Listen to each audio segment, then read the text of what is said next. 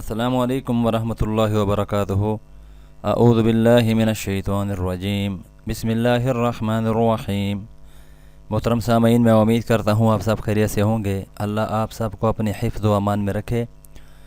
پریشانیوں کا حل حضرت اسماء بنت امیث رضی اللہ تعالی عنہا کہتی ہیں کہ آپ صلی اللہ علیہ وآلہ وسلم نے مجھے یہ کلمات سکھائے کہ میں سخت تکلیف کے وقت انہیں پڑھا کروں۔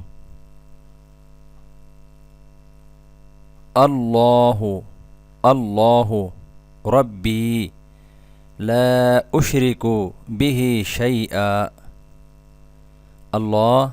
اللہ ہی میرا رب ہے، میں اس کے ساتھ کسی کو شریک نہیں ٹھہراتی۔ محترم سامعین، سنن ابن ماجہ حدیث نمبر 3882۔